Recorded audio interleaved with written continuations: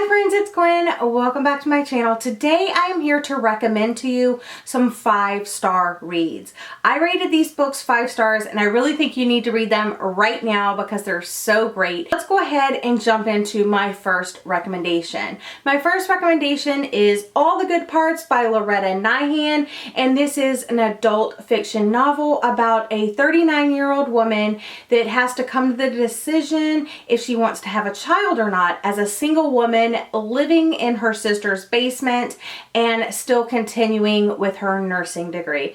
Absolutely loved this one and it just really surprised me. And shockingly enough, with the subject matter, there is little to no romance involved. Next up on this recommendation is Caraval by Stephanie Garber. This is the first book in a series, and I know that this book has had mixed reviews, but it's such a magical and visual delight.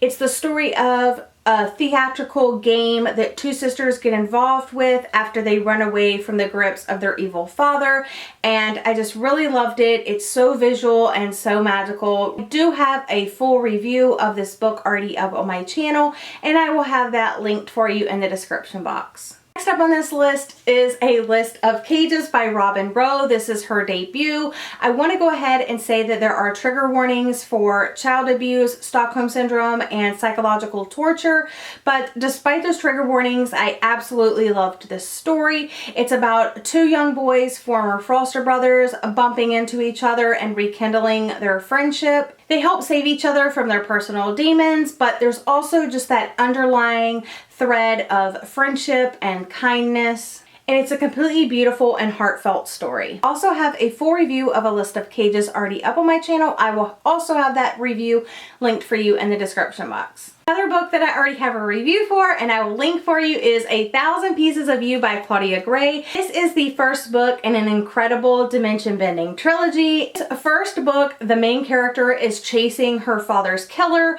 through different dimensions. I love the world building in this. I adore the characters. The entire trilogy is super good, but the first book is the only one that I rated 5 stars. The other 2 books in the trilogy I rated 4 stars. I also loved about 1,000 Pieces of You is that it has like a mix of genres.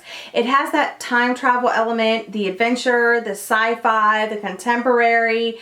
It just really makes for a compelling read. So I definitely recommend at least the first book in the trilogy, but after you read the first, you're definitely going to want to continue on. Next up on this list is Every Heart a Doorway by Shauna McGuire. I absolutely loved this tiny little short book.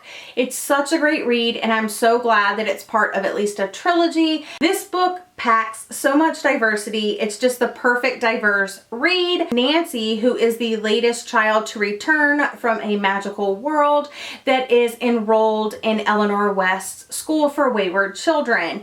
And what a wayward child is someone that went off to a magical world and has returned to the real world and they're having a hard time adjusting, or people believing that they actually went to this magical world. And just as Nancy is admitted into the school, a tragedy strikes and it's up to Nancy and her classmates to discover what is going on and get to the bottom of the mystery. I am currently reading the second book and loving it. And yes, I already have a full spoiler-free review and I will link it for you in the description box. The last book that I'm going to recommend to you today is Obsessed, a memoir of my life with OCD by Allison Britz. I received this early advance reader's copy from the publisher, and again, I just can't thank them enough because I adored this story. Them sending this to me for free has absolutely no bearing on what I thought of the story itself, but I ended up rating this 5 stars, obviously, because it's on this list, and I can't talk enough about it right now. I can't go too much into detail right now, but I do plan to do a full review closer to release date. But if you are interested in more of my thoughts, I do have a review on my blog, so I will have that linked for you in the description box. This is a glimpse into 15-year-old Allison's descent into OCD. Obviously, there are trigger warnings for OCD, persistent and unwanted thoughts or urges, incessant or repetitive actions, but also food restriction. What really resonated with me about this story is that it really broadened the definition of OCD for me. When we think of OCD, or when I thought of OCD, you think of people washing their hands incessantly, opening and closing doors incessantly, repetitively doing cleanliness things. This was kind of the opposite for Allison. In the first 15 pages, Allison has a dream that she has terminal brain cancer, and it's a very vivid dream. When she wakes up in the morning, she hears an alarm that further instills that thought and that message. So the next day at school, she starts avoiding cracks in the sidewalk, and she feels that if she avoids them successfully, she can cure herself of cancer. As she is not able to avoid every single crack that there is, she begins bartering with herself in different ways, including holding her breath, counting her steps, not eating her lunch or her dinner, standing on one foot for long periods of time, reading the Bible into the wee hours of the morning. Her descent happens so rapidly. She thought that she was getting these messages from a monster was just completely heartbreaking.